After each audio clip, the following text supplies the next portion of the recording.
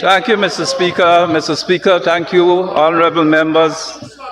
I rise to support the budget for 2025 for Guyana as presented by the Honorable 𝐁𝐔𝐃𝐆𝐄𝐓 and the Cabinet and the President Irfan Ali, a budget intended to continue the dramatic transformation of Guyana in this special moment that Guyana is in. Mr. Speaker, for some of us who are older, the Honourable Member, Mr. Ramjatan, 54 years in Parliament, and myself. Oh, it's 34.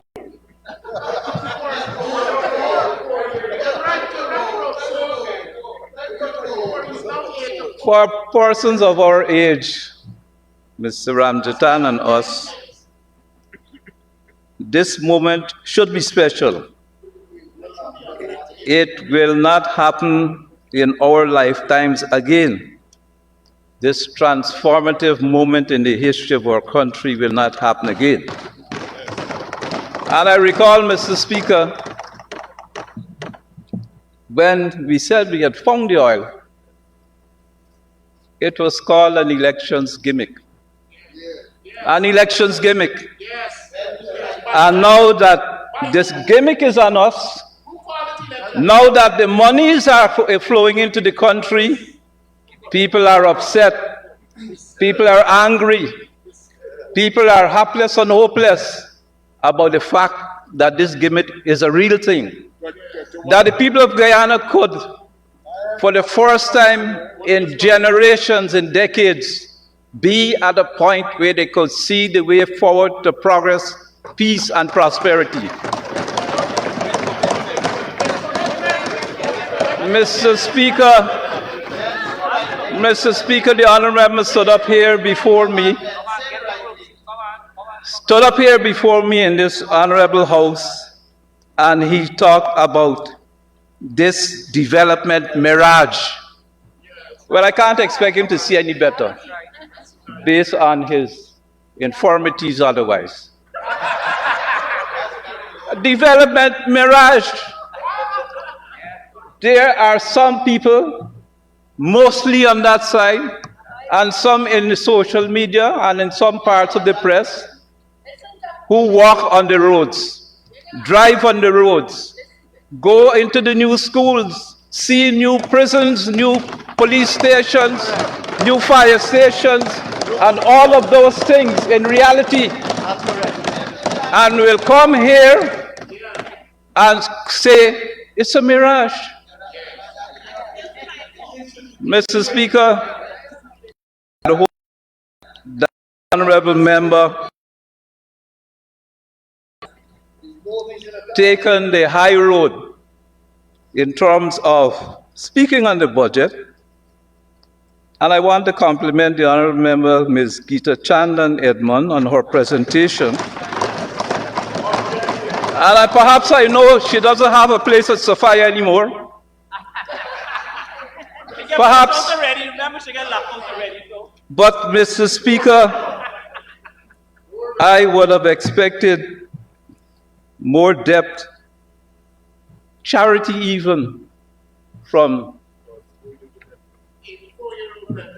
whatever number of years. Mr. Speaker, simple things which I think I have to respond to. The honourable member, who was a vice president in the previous government, sat in on all the decisions, was party to it, was an advocate of those decisions which destroyed sugar on the quarantine in Berbice. 7,000 workers went home, and by extension, 35,000 people did not have sustenance and livelihood. And then they come here and talk about empty houses and the quarantine in Berbice. The honourable member, Comrade Ramjatan, was in on the decisions. Which Vice President? In on the decisions, or he did nothing about it when they encouraged the blocking of the river at Borbees and killed the work in the bauxite at Hururu, at Kurubuka, at Kokwani, at Aichuni. The Honorable former Vice President was in on those decisions. Mr. Speaker, the Honorable Member 𝐿𝐿 Rambatan was in on the decisions and the discussions. Or maybe he was completely hapless. He was just somebody sitting there with no influence and power. But when they took out the Because We Care cash grant from the Picnic Mountain hands, he was in on the decisions. And he comes here and carries on and he wants people to be there. I could go on and on. I could go on and on. The Honorable Member Ramjatan and others of his ilk. And when we speak of hypocrisy, Hypocrisy is an unparliamentary word. Yes, Honorable Member, you should know better. Mr. Speaker, I want to withdraw the word hypocrite. Hypocrisy. Because I was trying to characterize the fact that somehow I still think that he knew when those things were happening that it was wrong. But he still went along with them. Still went along with them. And look, appeals a constituency he thinks he has on the quarantine coast and tries to continue to confuse and kerfuffle people with high-flown language and expressions. Mr. Speaker,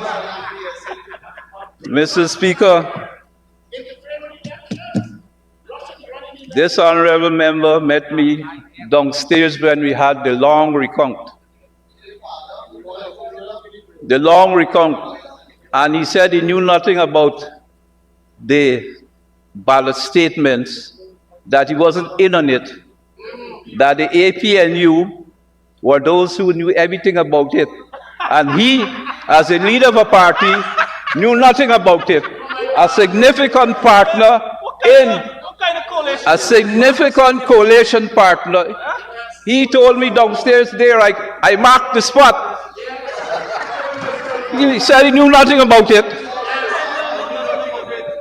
And up to today, he is sitting here, a vice president. Of course, others have flown the coop. Former vice president. There's no apology from him and others about the attempted theft of our democracy. There's no apology from them. There's no apologies from them for the embarrassment and shame we had in relation to the elections of 2020. And Mr. Speaker,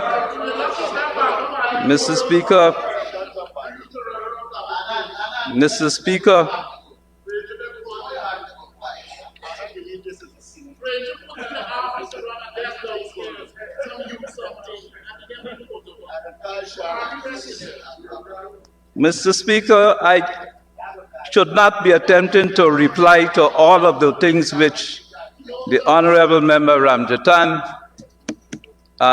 spoke of.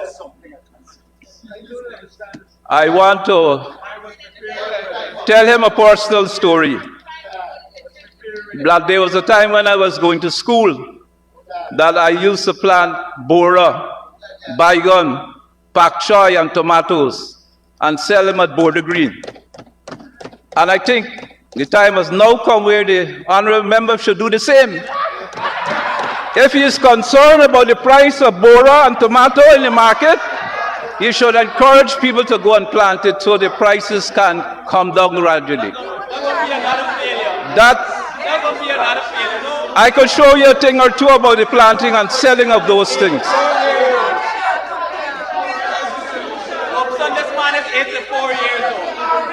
plant more, grow more. Mr. Speaker, Mr. Speaker, Mr. Speaker, the honorable gentleman has no really interest in encouraging Guyanese people to develop themselves. The honorable member has no real interest in seeing that people live better and safer and have more evolved lives. The honorable member, like others on that side, except for Ms. Chandler Edmond, have no real interest. They want to spoil. They're spoilers. And Mr. Ramjitan, the honorable member, snarls and scowls from that side. And I think he must be mad. Mr. Speaker, I will call some numbers from the GRA in relation to the mirage of development that the honorable member has been talking about. The honorable member, I'd like to point out to the honorable member that in 2014,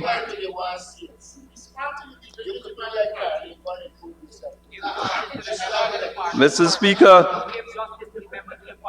the honorable member, I want to point out to him, in 2014 there were 6,347 cars registered with the GRA. In 2017, in their time, the numbers dropped by minus 55% to 3,481 cars. In 2023, now, recently, the most recent numbers we have, 15,864 cars are registered in Guyana, an increase of 455% over the 2017 numbers. Mr. Speaker, for all significant types of vehicles, I want to display the mirage. In 2014, there were 12,934 vehicles of significant types: cars, lorries, excavators, graders, minibuses, pickups, tractors. I could give the details. 12,934. In 2017, there were registered 8,810 of those vehicles, a decline of 60+%. Mr. Speaker, today, the number of vehicles of the similar kinds which I quoted on are 31,266, an increase of 355% over the 2017 numbers. That is the mirage I want to clean your eyes. Mr. Speaker,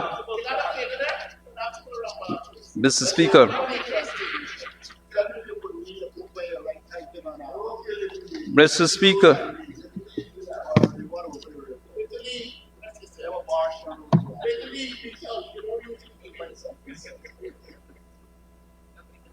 Mr. Speaker, this budget, which speaks to making safe Guyana, improving safety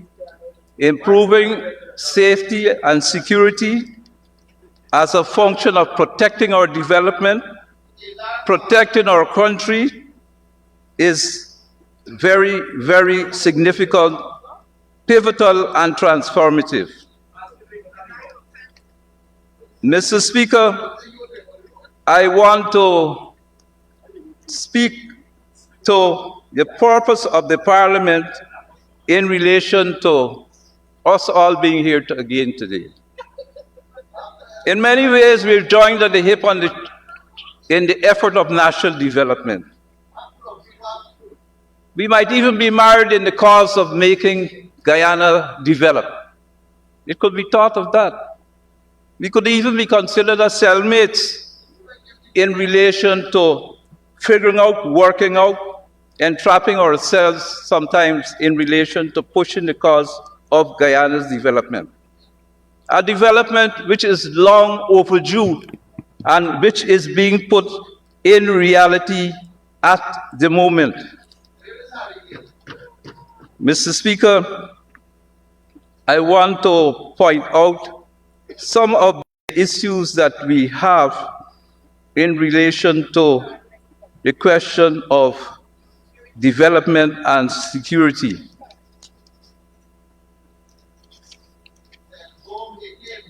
We have, sir, in terms of a specific issue, amongst the highest murder rates in the region. And this rate is tied to the question of transnational organized crime. There is no more the challenges which we have in relation to choke and robs simply, but the nature of crime has changed, and what we are responding to is issues mostly related to transnational organized crime. Of course, there are the questions of youth crime, there are questions of the poverty which still exists and which we're working hard to overcome, but there are issues which we need to pay attention to when we talk about crime. And with some specificity,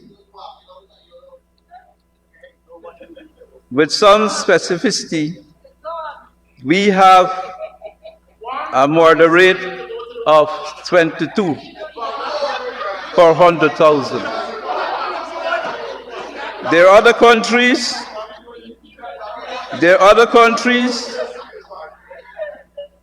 where the murder rate is much higher. Jamaica, El Salvador, Trinidad and Tobago, Turks and Caicos Islands, which have significantly higher murder rates. We are aware, and if we refer to the Regional Symposium of Crime and Violence as a public health issue, which will held from November 21 to 23rd in Guyana, there was the discussion at the level of the CARICOM Secretariat and heads as to how to work together on the question of crime, transnational organized crime. I hasten to say that the type of crime is not related to Guyana specifically in itself, but it comes about as a function of drug trade. It functions and results because of the arms trafficking, which relates to the matter. It has to do with the money laundering, which is related to the matter. It has to do with the trafficking in persons in respect of the matter. And it behooves us to find together the type of consultations, discussions, and responses and attitudes, and in some cases to stop the whispering which goes on in relation to what is happening on the question of crime. We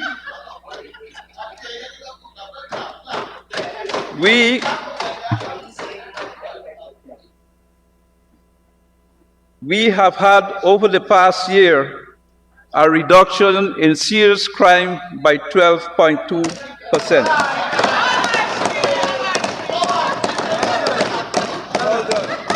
Mr. Speaker, the Honorable Member Ramjatan speaks of police stations that we're building. He speaks, I'd like to know how many built in his time. Right now, tell us how many new police stations that you built. or new infrastructure for the police that you built, or new vehicles that you got for the police in respect of improving crime and security. Mr. Speaker, the Honorable Member Ramjatan speaks of the prison. Mr. Speaker, I want to tell the honorable gentleman I would be happy to accommodate him at one of the new prisons that we have, either at Mazaruni, at Lusiknan, at New Amsterdam, for emphasis, and at Timeri. Because in other circumstances, some of these people on the other side wouldn't be here. They'll be well ensconced in the prison. And Ramjatan cannot say that he was not aware of the work of the malignancy against our Constitution, which resulted in the attempted theft of our democracy in 2020. So let's keep that as an open issue and an open question. The Honorable Ramjatan spoke about the prison. When myself and Minister Frank Anthony visited the prison, I asked him to come there.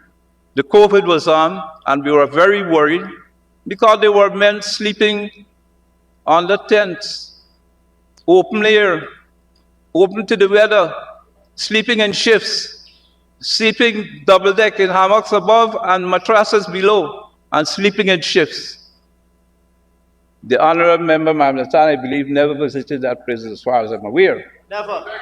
Never. The Honorable Member Ramjatan presided over the destruction of the prisons in Georgetown, at Camp Street, and in the prison at Lusiknan. He presided over that and built some things worse than chicken pens for the men to sleep under. How many persons died? Tell them how many persons died. 17 persons died. The most jailbreaks, the most fires, the most depredation, the most rapes in the prison occurred under his watch. And he comes here to tell us about the prisons. Shameless, not hypocrisy. Honorable Minister, your clock is running, and you just used 2 words I don't allow. Please. Mr. Speaker, I ask that the honourable member be granted an extension of 5 minutes. Sorry, PM. His clock is running, but he didn't run out of time as yet.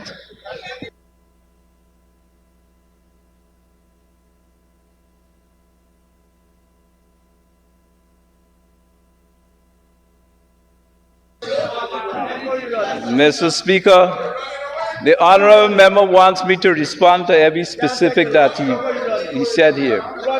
The honorable member, the honorable member made infamous statements here in the Parliament. I would like to point out to him that yes, we're building new police stations. That yes, we have to build a new police station at Brickdam, a new modern building edifice, because I won't describe how I found some of the police barracks when we took over. But the criminal investigation department building was in the state of collapse, amongst many others. We've had to move them out. We're moving and we're building a new criminal investigation department. We're building a new police station at Brickdam.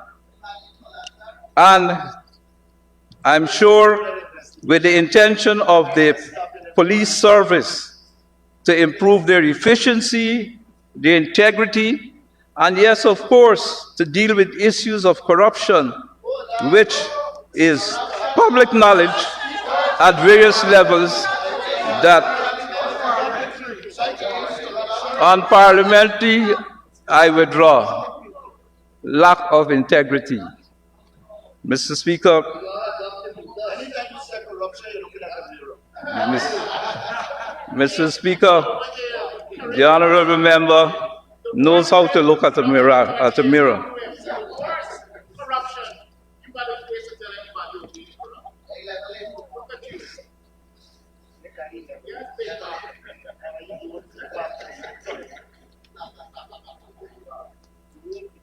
Mr. Speaker, I pointed out that we've had a decrease of 12.2% in relation to serious crimes, that we've had a number of 624 cases, and the clear-up rate is 50.5%, much larger than when we took over, when the rates were at the level of 19 or so percent. Mr. Speaker, the firearms seized by the police force over the years, and particularly over last year, were 178, making a big dent in relation to those who will want to carry on activities using firearms to commit crime.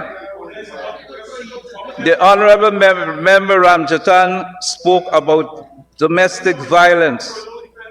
We have had reports of 1,535 cases of domestic violence in 2024, and 911 cases were made, and there were 167 convictions, which is a steep increase from previous years.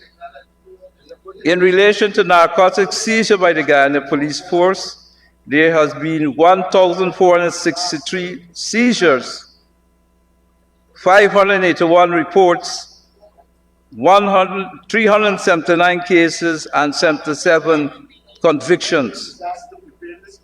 In relation to questions of trafficking in persons, there were 31 reports and 6 cases. Mr. Speaker, I want to speak some of the supposedly mirage police stations and buildings which are being made, are completed in 2024. The Nansel Police Station, Monkey Mountain Police Station, if you want to talk about the footprint, and the hinterland. Breedenhoop Police Station, Mocha Police Station, Sparnam Police Station, Letton Police Station, Anai Police Station, Barmita Police Station, Imbamalai Police Station, Rose Hall Police Station, Tushen Police Station, Ettringban Police Station, Karasabai Police Station, Rhineville Police Station, Providence Police Station, Charity Police Station, Yarkita Police Station, Kamrang Police Station, Kurpung Police Station, Kato Police Station. And the honorable member stands up here and talks about footprint and hinterland and interior locations. Mr. Speaker,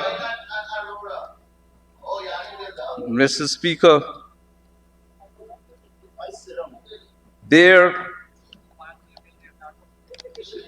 has also been a large expense in respect of vehicles.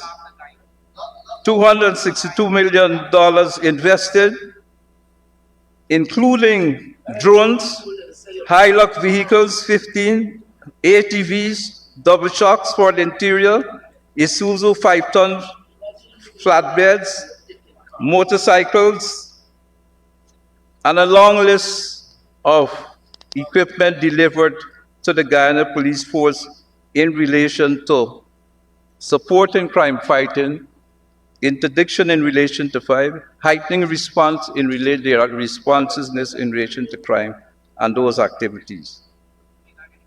Mr. Speaker, the honorable member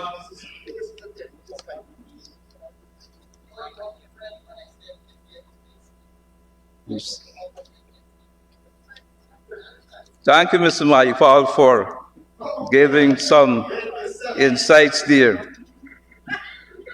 Mr. Speaker, in relation to the Guyana Prison Service, there has been a tremendous increase in the facilities. There has been a significant effort to enhancing security measures at the prison to prevent escapes. We have been working at modernization of the operating procedures. We have worked at improving the training and the psychological readiness both of the prisoners and of the officers. The Honourable Member Ramdatan spoke about the prison. I could advise him that we have built a prison school at Lusiknan. I could advise him that we have established vocational sections for prisoners at Lusiknan. I could advise him that we have for prisoners a fresh start program that, having been trained in the prison according to their vocational interests, that they will be able to leave the prison, be kitted out rather, with equipment and the means to start businesses to support themselves and their families when they leave the prison. Honorable Member, I can now advise the Prime Minister to move your extension. Mr. Speaker, I ask that the Honourable Member grant an extension of 5 minutes. Honorable Member, you may continue for Mr. 5 minutes to conclude. Mr. Speaker, for the fire service, we have reconstructed a Leonora fire station. We have constructed a new fire headquarters in Georgetown on home stretch. We have constructed a new fire station at Wales. We have done Eccles Fire Station. Mr. Speaker, we have just bought and are distributing to the NDCs to deal with the issues of fire to the NDCs all over the country. We are acquiring more of the hydraulic platforms. We have acquired more water bowsers. We have worked with Angloco to acquire more ambulances, minibuses, and to support the important work, not only of the fire service, but also of its ambulance service, which has done tremendous work. We are getting another fire boat, new water bowsers, and we anticipate that the responsiveness and the capability, along with the fact that we have graduated new firefighters, that the performance will increase substantially, and along with the effort of bringing greater public awareness to the dangers of fires to persons, that we should be able to see a reduction in the numbers of fires in the country.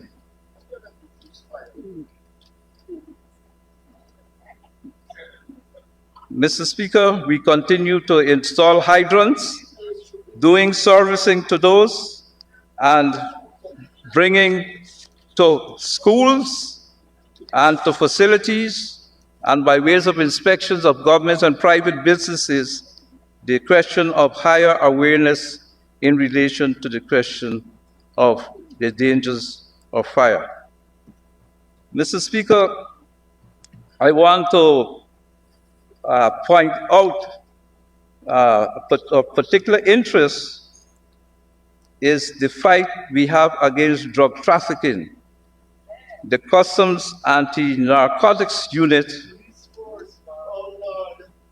made the significant seizure of over 4,000 kilograms, a significant or the highest signature of cocaine seized in our country over the years. The Guyana Police Force also seized, after discovering particular types of submersible vessels, 3 vessels which were being intended for use for drug trafficking. We point out that we are victims of the overall drug question. We are not the users of drugs. We are not the marketplace for the drugs. We are transit points. And the fact that the drug trafficking activity, criminality, brings tremendous pressures in relation to the security sphere, we will continue to fight. We're putting more money into this effort, and we are working at continuing to bring down the planes and to make the necessary seizures to deal with this nefarious business. Of course, Mr. Speaker, we have the existential threat on the question of our sovereignty from Venezuela. We note the disruption and the other confusions, particularly recently in a place called Catatumbo in Venezuela, Colombia, between the FARC and the ELN, and we pay note, special note, and we do have border surveillance, not only at the level of the army and the police, but also at the level of the community policing groups, which are also being supported and beefed up in relation to the efforts in terms of border surveillance, intelligence gathering, and interdiction in relating to smuggling, trafficking in persons, and other criminal activities. For the police force, for all of our services, we speak now of pushing forward the ideas encapsulated in the mission of the ministry of increasing the peace in Guyana. Increasing peace in Guyana. And increasing peace in Guyana may only come about when we have broad-based parliamentary support on this issue. That would be a good point to start winding down.